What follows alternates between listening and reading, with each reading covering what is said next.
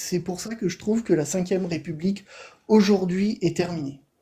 Ok. En fait, je ne pense absolument pas que la Cinquième République soit à bout de force. Je pense simplement qu'il y a deux problèmes. Le premier, c'est les électeurs qui se font manipuler et qui votent contre plutôt que par adhésion. C'est-à-dire que quand tu votes en 2017 au deuxième tour pour Emmanuel Macron pour rejeter Marine Le Pen, eh bien tu casses la Cinquième République, tu casses le suffrage universel et la démocratie. Quand tu réitères ça en 2022, qu'au deuxième tour, tu ne laisses pas la majorité de l'électorat choisir son candidat en t'opposant en fait aux deux choix, c'est-à-dire que tu ne veux pas l'un, tu ne veux pas l'autre, mais tu vas faire barrage absolument à Marine Le Pen parce qu'on t'a fait fantasmer que c'était l'extrême droite, tu casses le thermomètre de la démocratie. C'est ça qu'on est en train de vivre. Et ça, la Cinquième République, elle y est pour rien. La responsabilité, c'est les électeurs. Les électeurs sont responsables de ce qui leur arrive et de ce qui arrive à ce pays. C'est-à-dire qu'il faut arrêter d'aller voter contre quelqu'un, il faut aller voter au premier tour par adhésion et au deuxième tour pour un candidat qui se rapproche de ses idées, et s'il n'y a aucun ne se rapproche de ses propres idées, on ne vote pas, on vote blanc. C'est ça le suffrage universel direct. C'est pas aller voter contre, puisque là ça fait 10 ans qu'on se tape un chef d'État que personne ne veut, surtout depuis 2022, essentiellement.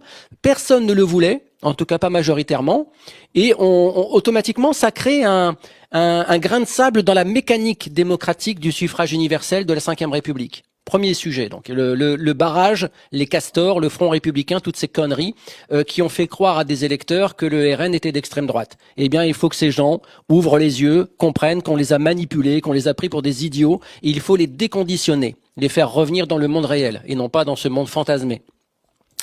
Et le deuxième sujet, pour moi, qui prouve que la Cinquième République peut encore fonctionner, c'est simplement qu'elle a été dévoyée.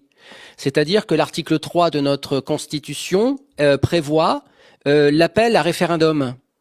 Eh bien, pourquoi Emmanuel Macron, il me semble que le 31 décembre dernier, il y a bientôt un an, avait dit dans son discours de vœux, il me semble avoir entendu Emmanuel Macron prévoir des référendums. Où sont-ils? Qu'en est-il? Le dernier référendum qu'on a eu en France, c'est 2005. On va pas faire le film dessus, on sait très bien, on a répondu non à la Constitution européenne à 55%. Deux ans plus tard, les Français votent pour Nicolas Sarkozy, ne voyant pas que dans son programme, il y avait un petit alinéa qui disait qu'il reviendrait sur la Constitution européenne. Bon.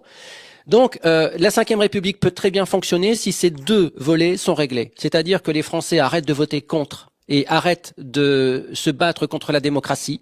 La démocratie, le suffrage universel direct, c'est 50% des voix plus un bulletin.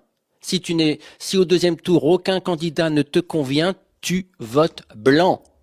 Sinon, tu nous mets dans la situation actuelle, c'est-à-dire que personne n'est content. Et ça fait 10 ans que ça dure, là, bientôt. Et puis, deuxième point, là, c'est la faute des politiques. Hein, donc, il y a la causalité populaire et électorale. Moi, j'appelle ça la schizophrénie électorale. Et puis, il y a la responsabilité des politiques qui est de demander l'avis à la France et aux Français par voie référendaire. Les choses seraient tellement simples. S'ils en avaient quelque chose à faire de la démocratie, ce serait tellement simple que d'interroger les Français par référendum. Et je précise, le fera-t-elle ou pas si elle est élue, elle ou Jordan Bardella? Est-ce que le RN le fera s'il est élu en 2027? Mais le RN s'est engagé, et là, les Français devront être exigeants là-dessus.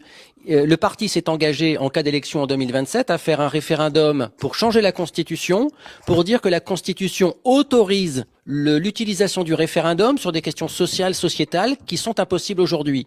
Il faudra donc que ce soit fait. Et à l'instant où tu diriges un pays sous la Cinquième République, avec le suffrage universel direct, un pays démocratique comme le nôtre, si tu fais appel au vote par référendum et que tu appliques la politique que la population veut, ça ne pose aucun problème. Donc la Cinquième République, elle n'est pas en panne. C'est les électeurs qui le sont et les hommes politiques qui l'ont dévoyée.